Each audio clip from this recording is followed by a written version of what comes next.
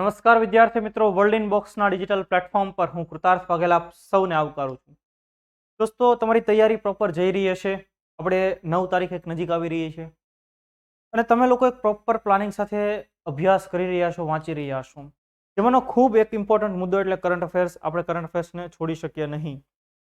તો જે લોકોએ રેગ્યુલર આ લેક્ચર અટેન્ડ કર્યા છે, ડેઇલી કરંટ અફેર્સના, જે લોકો યોજનાઓના લેક્ચર અટેન્ડ કરી રહ્યા છે, એમને ઘણો બધો લાભ એમની એક્ઝામમાં થવાનો છે અને ઘણા બધા મુદ્દાઓ ડાયરેક્ટ તમારી પરીક્ષામાં પૂછાશે, તમને યાદ પણ આવશે. કેમ કે આપણે એ રીતે ભણવાનો પ્રયત્ન કરીએ છીએ કે દરેક બાબતો આપણે અહીંયા જ આ લેક્ચરમાં જ યાદ રાખી લઈએ. તો એ અંગે આજે પણ આપણે ખાસ ઘણા બધા મુદ્દાઓ જાણી લેવા છે. તો આપણે હું એવી આશા રાખું કે તમને બધી બાબતો સમજાઈ રહી હશે અગાઉના લેક્ચર પણ, અને આજે પણ એ મુદ્દાઓ તમને ગમશે અને યાદ પણ રહેશે. તો લેક્ચર શરૂ કરીએ પહેલા તમારા માટે એક નાની એવી ઇન્ફોર્મેશન. હવે world in box academy Gandhinagar દ્વારા એક સ્પેશિયલ લીગ ચલાવવામાં આવે છે, જેને આપણે કહીએ છીએ જીપીએલ. આપણે આઈપીએલ સાંભળ્યું છે, આપણે ડબલ્યુપીએલ સાંભળ્યું છે, અને કાલના લેક્ચરમાં આપણે ડબલ્યુપીએલ વિશે માહિતી પણ મેળવી, બરાબર, વિમેન્સ પ્રીમિયર લીગ. તો આ વર્લ્ડ ઇન બોક્સ એકેડમી ગાંધીનગરનું ઇનિશિયેટિવ છે જીપીએલ, એટલે કે જીસીઆરટી પ્રીમિયર લીગ. તો જીસીઆરટી સંબંધિત બાબતો તો જુઓ, 13 માર્ચથી શરૂ થઈ ચૂકેલી છે. કુલ 26 અઠવાડિયા સુધી ચાલનારો જીસીઆરટી ટેસ્ટ કાર્યક્રમ છે. એક પ્રકારનો ટેસ્ટ પ્રોગ્રામ છે. દર સોમવારે કુલ 6 પ્રકરણમાંથી આખો એક ટેસ્ટ તૈયાર થશે, જે 50 ગુણની રહેશે. અને તમને જેટલી પણ પરીક્ષાઓ છે, જેમ કે GPSC class 1 2, DYSO, PSI, constable, TET TAT, તમામ પરીક્ષા માટે તમને આ જીપીએલ કાર્યક્રમ ખૂબ મદદરૂપ થવાનો છે. તો તમને ખરેખર એમાં ભાગ લેવાની ઈચ્છા હોય, તમારે એના માટે રજિસ્ટ્રેશન વગેરે કરાવવું હોય, તો ખાસ તમે 7575061818 પર કોલ કરીને તમે રજિસ્ટ્રેશન કરાવી શકો, માહિતી મેળવી શકો છો, બરાબર. બહુ મામૂલી ફીસ છે, પણ તમારું જીસીઆરટી પ્રોપર થઈ જશે, બરાબર. અને એનાથી તમને ઘણો બધો લાભ પણ થશે. એ પ્રકારના સવાલો પણ તમને સીધા આવડશે. તો આ વાત થઈ જીસીઆરટી પ્રીમિયર લીગની. હવે આપણે જોઈએ, આપણે લાસ્ટ સેશનની અંદર તમને પૂછેલો સવાલ તમારા માટે ખૂબ ઇમ્પોર્ટન્ટ, અને આ સવાલ સહેલો સવાલ, મજાનો સવાલ, પરીક્ષામાં પૂછાય એવો સવાલ કે ભારતમાં કુલ કેટલી રામસર સાઇટ છે? તો તમને ખ્યાલ છે કે ભાઈ, ભારત આઝાદી કા અમૃત મહોત્સવ @75, અને જેના ભાગરૂપે થઈને અત્યારે ભારતની અંદર કુલ કેટલી રામસર સાઇટ છે? 75 રામસર સાઇટ છે ભાઈ. પહેલા ઓછી હતી, પરંતુ આઝાદી કા અમૃત મહોત્સવના ભાગરૂપે સરકારે એમાં થોડોક વધારો કર્યો અને 75 સુધી એને પહોંચાડી દીધી છે રામસર સાઇટ, બરાબર. વેટલેન્ડની સુરક્ષા માટે, વેટલેન્ડ આર્દ્ર ભૂમિ જેને આપણે કહીએ, એના માટેનું કન્વેન્શન એટલે રામસર કન્વેન્શન. એટલે કે જે પણ સાઇટ હોય કે જ્યાં જે વેટલેન્ડ હોય એને આપણે રામસર કન્વેન્શનમાં નાખીએ, એ અંતર્ગત એની એ યાદીની અંદર એનો સમાવેશ કરીએ, રામસર સાઇટ તરીકેનો સમાવેશ કરીએ, એટલે એનું જતન કરવું ખૂબ જરૂરી બની જતું હોય છે, બરાબર. તો આ 75 જેટલી આ પ્રકારની રામસર સાઇટ ભારતની અંદર કાર્યરત છે. મેં અગાઉ તમને રામસર કન્વેન્શન, બરાબર, ઈરાનના રામસર શહેરની અંદર સાઇન થયું 2 ફેબ્રુઆરી 1971 રોજ, અને એટલે જ આપણે 2 ફેબ્રુઆરી વર્લ્ડ વેટલેન્ડ ડે, વિશ્વ આર્દ્ર ભૂમિ દિવસ તરીકે સેલિબ્રેટ કરીએ છીએ. કેટલાય મુદ્દાઓ ભણી ગયા છીએ, સીધા સવાલો તમારી એક્ઝામમાં આવવાના છે, બરાબર.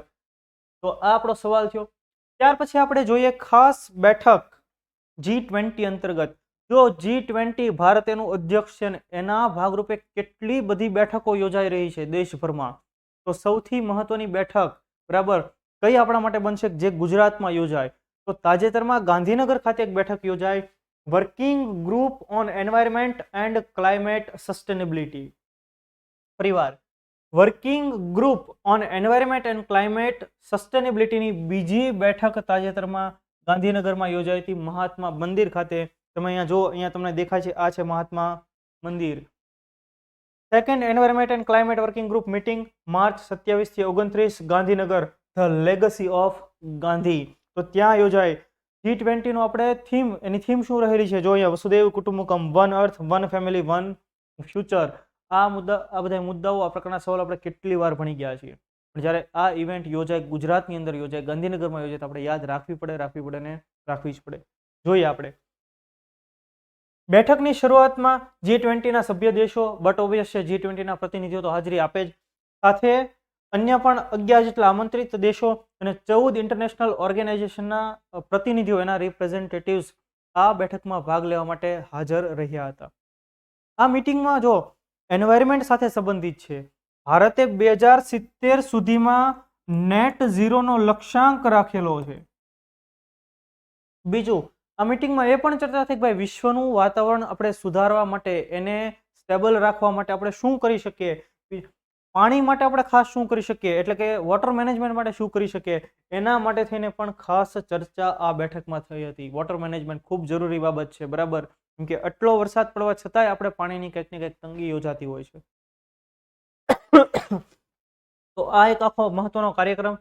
હવે આ મીટિંગમાં જમીનને જે નુકસાન થાય છે, કે જેનું એક પ્રકારે લિન્ચિંગ થઈ જાય છે, જમીનના જે તત્વો રહેલા એ પાણીની સાથે વહીને જતા રહે છે, તો એને આપણે કેમ બચાવી શકીએ, જમીનની જે ફળદ્રુપતા ઘટી જાય છે એને કેમ અટકાવી શકીએ, એના માટે ખાસ ચર્ચાઓ થઈ. ઇકોસિસ્ટમના પુનઃસ્થાપનને વેગ આપવા અને બાયોડાયવર્સિટીને વધુ સમૃદ્ધ બનાવવા, સંસાધનોને કાર્યક્ષમ અને પરિપત્ર અર્થતંત્રને પ્રોત્સાહિત કરવા અને ટકાઉ આબોહવાને સ્થિતિસ્થાપક બનાવવા અને બ્લુ ઇકોનોમીને ડેવલપ કરવા માટે પણ ખાસ ચર્ચાઓ કરવામાં આવેલી. સમુદ્રી અર્થવ્યવસ્થા, જેને આપણે બ્લુ ઇકોનોમી કહીએ છીએ, યુપીએસસી પ્રિલિમમાં સવાલ પૂછાઈ ગયેલો છે, બરાબર. ખૂબ મહત્વનો મુદ્દો છે ભાઈ, આપણા માટે યાદ રહેવો જોઈએ આપણને. તો ખાસ આ બધા એન્વાયરમેન્ટ સંબંધિત મુદ્દાઓ અહીં ધ્યાને લેવામાં આવ્યા હતા.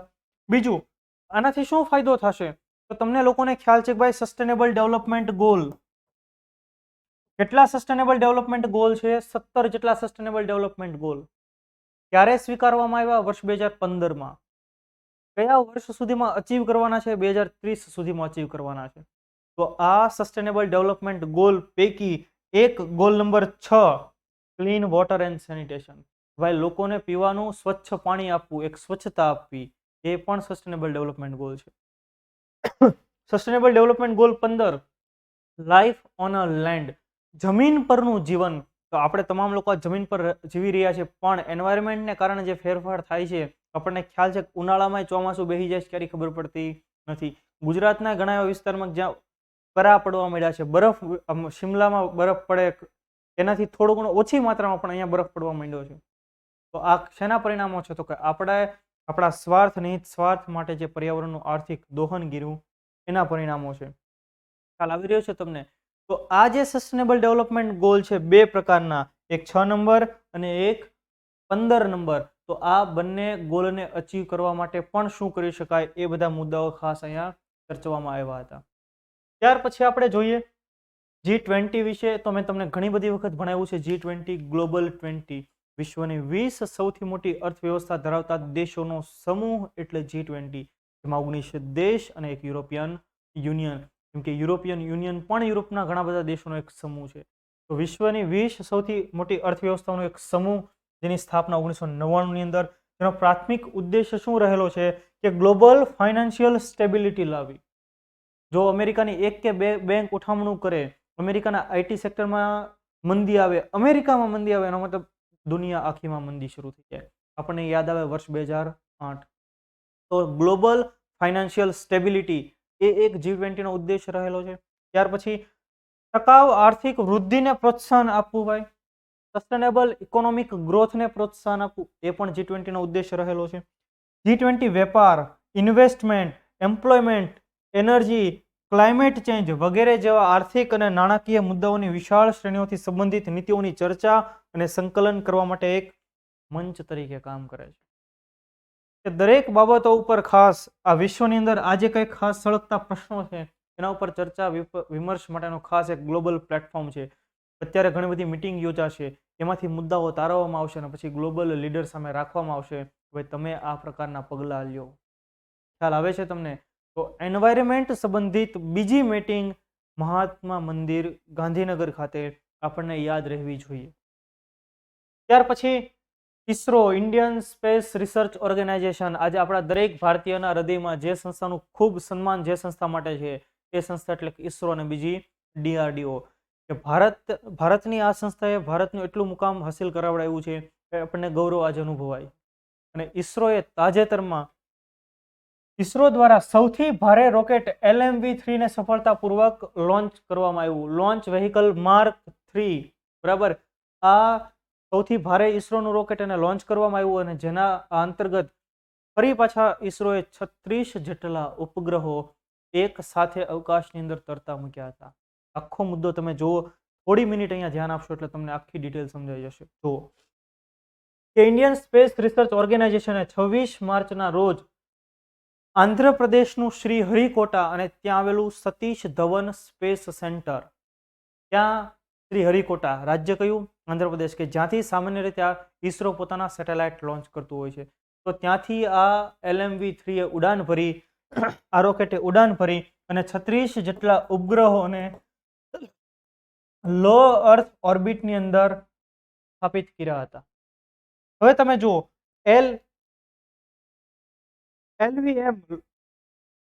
LVM-3 યુકે સ્થિત નેટવર્ક એક્સેસ એસોસિએટ લિમિટેડના 36 ઉપગ્રહોને લો અર્થ ઓર્બિટની અંદર એમણે તૈનાત કર્યા હતા. લોન્ચ વ્હીકલ માર્ક 3, બરાબર. હવે આ કોના દ્વારા?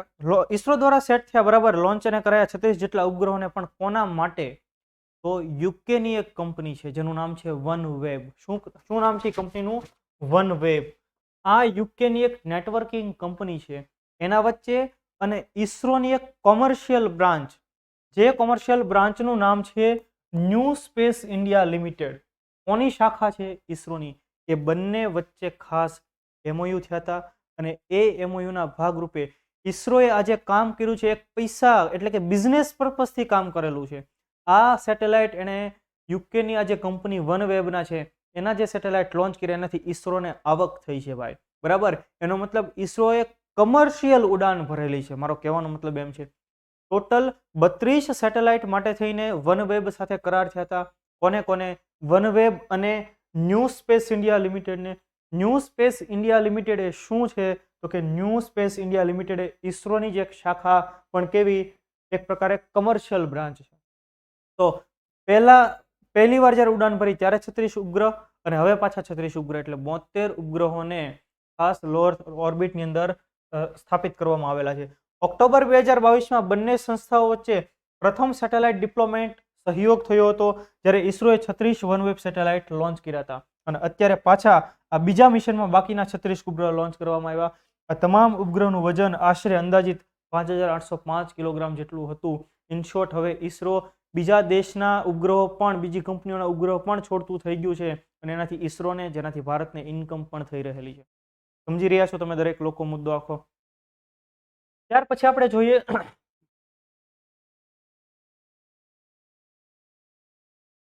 LVM-3 પ્રક્ષેપણ વાહન દ્વારા 450 કિમીની ગોળાકાર લો અર્થ ઓર્બિટ નીચલી ભ્રમણ કક્ષાની અંદર ઉપગ્રહોને મૂકવામાં આવેલા છે. LVM-3 એ ચંદ્રયાન 2 બાદ સહિત સતત 5 જેટલા સફળ મિશનો ચલાવ્યા છે. 5 મિશનો પણ આ રોકેટ થકી શક્ય બન્યા છે, સફળ બન્યા છે. આ પણ ઇમ્પોર્ટન્ટ પરીક્ષામાં એમાંથી સવાલ પૂછાય.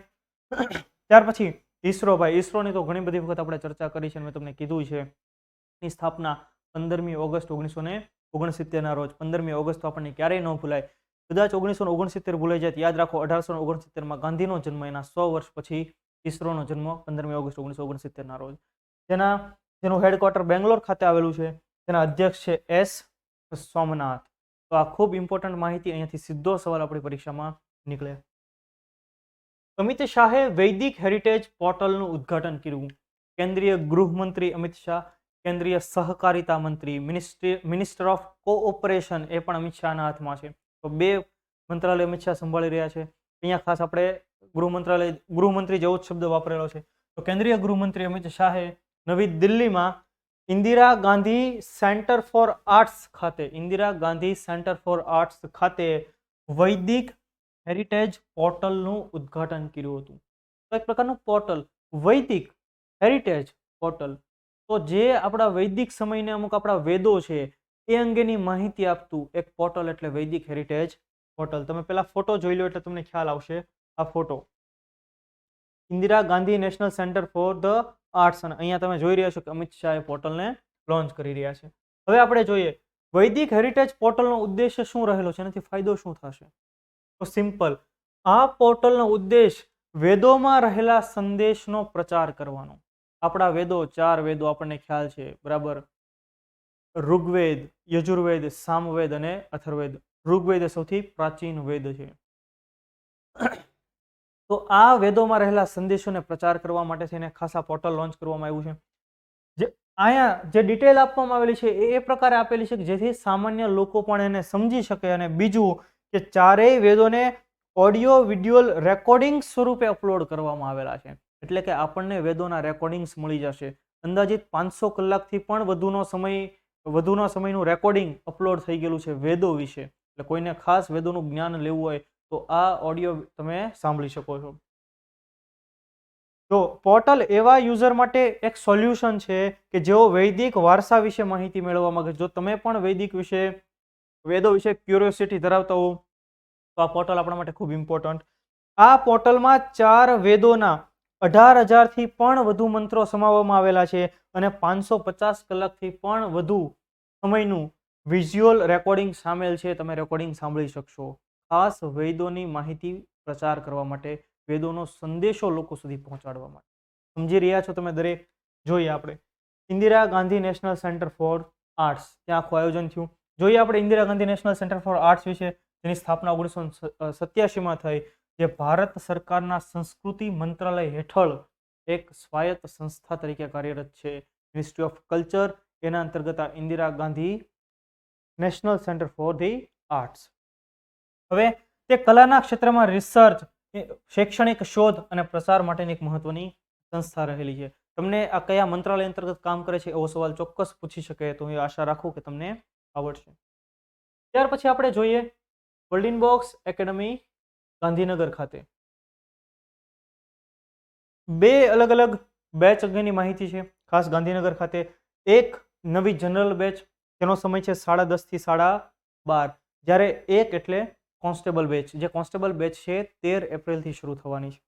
તો આપણે ખાસ જોઈએ, જો આ એક જનરલ બેચ છે, 2023માં ઘણી બધી સરકારી ભરતીઓ છે અને તમને એવું લાગે કે ભાઈ એ ભરતીના ફોર્મ ભરાય, એની જાહેરાત થાય ત્યાં સુધીમાં તમારે એક બેચ કરી લેવી છે, ત્યાંથી ફોર્મ ભરાયથી પરીક્ષા સુધી તમને જે રિવિઝન માટેનો સમય મળે, તો આ સમય તમારા માટે બેસ્ટ ગણી શકાય. તો ખાસ વર્ગ 3 માટે એક જનરલ બેચ અને ખાસ કોન્સ્ટેબલ માટેની એક સ્પેશિયલ બેચ. કોન્સ્ટેબલની બેચ સવારે 10:30નો સમય રહેશે, 13 એપ્રિલથી શરૂ થાય છે. અહીંયા તમે 9 એપ્રિલ સુધીમાં એડમિશન લેશો તો તમને ફીઝમાં પણ ડિસ્કાઉન્ટ મળવાપાત્ર થાય છે. તો ડિસ્કાઉન્ટ માટે તમારે 9 એપ્રિલ સુધીમાં એડમિશન લેવાનું રહેશે. તો આ વાત થઈ ગાંધીનગર ખાતે શરૂ થનારી બેચની. જો તમારે વધુ માહિતી જોઈતી હોય તો 7575061818 પર તમે કોલ કરીને પણ માહિતી મેળવી શકો.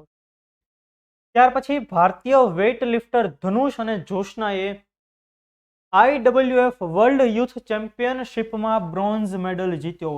જો આ વેઇટ લિફ્ટિંગની યુવાઓ વચ્ચે યોજાનારી સ્પર્ધા છે, યુથ ચેમ્પિયનશિપ છે, અને એ ચેમ્પિયનશિપમાં ભારતીય વેઇટ લિફ્ટરોએ મેડલ જીત્યા છે. તો યુથ ચેમ્પિયનશિપમાં કઈ ઉંમરથી કઈ ઉંમરના લોકો ભાગ લઈ શકે?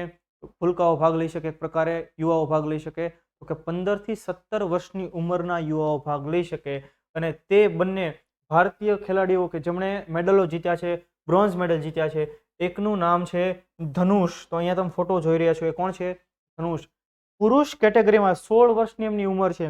પુરુષ કેટેગરીની અંદર 49 કિગ્રા વર્ગમાં 200 કિલો ટોટલ વજન એમણે ઉપાડ્યું હતું.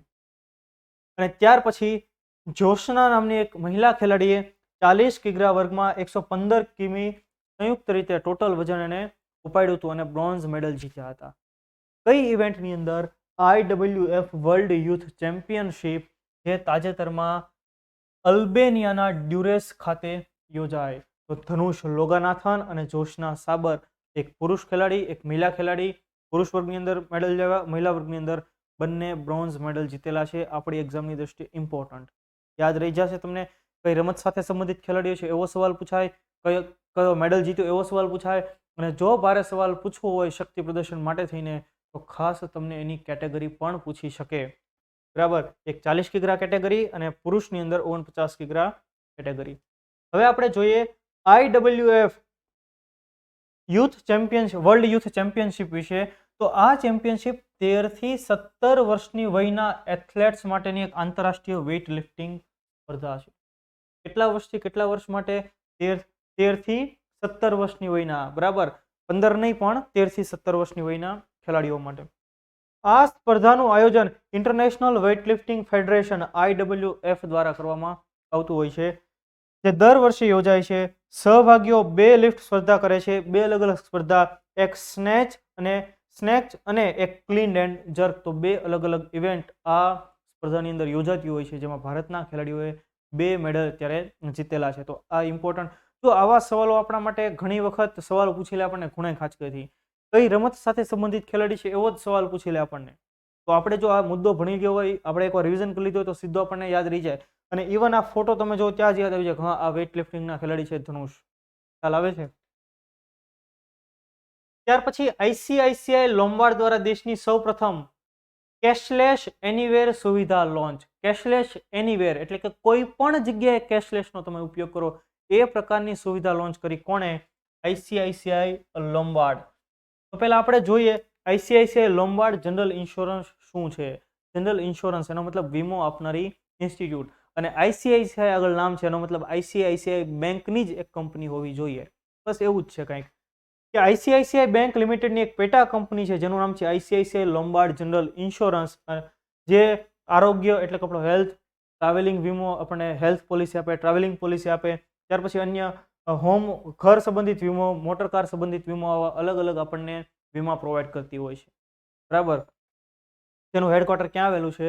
મુંબઈ ખાતે આવેલું છે. તો આ આઈસીઆઈસીઆઈ લોમ્બાર્ડે તાજેતરમાં ક્યાંય પણ કેશલેસ એનીવેર નામની સુવિધા લોન્ચ કરેલી છે એવા દર્દીઓ માટે કે જેને ખાસ કરીને મેડિકલ પોલિસી, જે લોકોએ મેડિક્લેમ જેને કરવાનો હોય, મેડિકલ પોલિસી જેમને લીધેલી હોય એવા દર્દીઓ, એવા લોકો માટે થઈને ખાસ જોઈએ આપણે.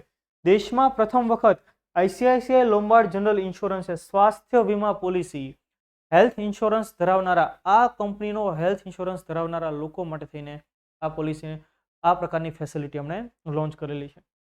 જોઈએ આપણે પોલિસી ધારકો જેમણે પોલિસી ખરીદી છે એ લોકોએ પોલિસીની વિગતો, દર્દીની વિગત, હોસ્પિટલનું નામ, કયો એને રોગ વગેરે માટે ખાસ તેના માટે એ લોકો નિદાન કરાવી રહ્યા છે, કોઈ પણ ક્યારે એવી ઘટનાઓ ઘટેલી છે, તો આ બધી માહિતી એમણે ખાસ આપવાની રહેશે 24 કલાકની અંદર. અને ત્યાર પછી એમને આ યોજનાનો લાભ મળવાપાત્ર થશે અથવા તો આ સુવિધાનો લાભ મળવાપાત્ર થશે. જો સારવાર કરતા ડોક્ટર વિશે પ્રાથમિક માહિતી આપતા દાખલ થયાની 24 કલાકની અંદર કંપનીને માહિતી આપવાની રહેશે, કંપનીને જાણ કરવાની રહેશે. અને જો એ લોકો 24 કલાકમાં જાણ કરી દેશે દાખલ થાય ત્યાર પછીની 24 કલાકમાં, તો કેશલેસ એનીવેર ફેસિલિટીનો લાભ મળશે. જે અંતર્ગત આઈએલ ટેક કેર એપ્લિકેશન દ્વારા, સાંભળજો, જે અંતર્ગત આઈએલ ટેક કેર એપ્લિકેશન દ્વારા સમગ્ર ભારતમાં ગ્રાહકોને તેમના પોતાના ખિસ્સામાંથી કોઈ પણ ખર્ચ વિના આ ફેસિલિટીનો લાભ મળવાપાત્ર થશે. પણ કોને? ખાસ આઈસીઆઈસીઆઈ લોમ્બાર્ડના પોલિસી ધારકોને. સમજી રહ્યા છો તમે? ક્યારેક તમને કહો બેન્કિંગનો કે કવો સવાલ પૂછો હોય તો પૂછી શકે. ત્યાર પછી આપણે જોઈએ આપણો સવાલ, પરીક્ષાની દ્રષ્ટિએ ખૂબ ઇમ્પોર્ટન્ટ સવાલ, કે ભારતના પ્રથમ national centre of excellence in green port and શિપિંગનું ઉદ્ઘાટન તાજેતરમાં ક્યાં કરવામાં આવ્યું? ભારતના પ્રથમ national centre of excellence in green port and શિપિંગનું ઉદ્ઘાટન તાજેતરમાં ક્યાં કરવામાં આવ્યું? નવી દિલ્હી, ગુરુગ્રામ, કંડલા કે મુંબઈ? આપણા માટે ખૂબ ઇમ્પોર્ટન્ટ સવાલ. આ સવાલ પરીક્ષામાં પૂછાય પણ ખરો. અને આ મુદ્દો આપણે ભણી ગયેલા છીએ. બરાબર. ગઈકાલે યોજનાની અંદર પણ આપણે આ મુદ્દો ભણી ગયેલા છીએ. તમારે આ પ્રશ્નનો જવાબ કમેન્ટ બોક્સની અંદર કમેન્ટ કરવાનો છે. તો આ હતો આજનો આપણો કરંટ અફેર્સનો લેક્ચર. એવી આશા અને અપેક્ષા રાખું કે તમને ખૂબ મજા પડી હશે, તમને દરેક મુદ્દાઓ યાદ પણ રહી ગયા હશે. જો તમે એવું ઈચ્છો કે તમારા સુધી વર્લ્ડ ઇનબોક્સના ઇનિશિયેટિવ સૌથી પહેલા પહોંચે તો આ સોશિયલ મીડિયા હેન્ડલ્સને ફોલો કરો અને આ લેક્ચરની પીડીએફ માટે, આ જે પીપીટી છે એની પીડીએફ માટે આ ટેલિગ્રામ ચેનલ તમે જોઈન કરો, કે જેમાં 65,000 જેટલા સબસ્ક્રાઈબર જોઈન થઈ ચૂકેલા છે. ત્યાં તમને આની પીડીએફ પણ મળી જશે. તો ફરી પાછા આપણે નેક્સ્ટ લેક્ચરમાં ભેગા થશું કોઈ નવા મુદ્દા સાથે, કોઈ નવા કન્ટેન્ટ સાથે. ત્યાં સુધી મને રજા આપો. જય હિન્દ, જય ભારત.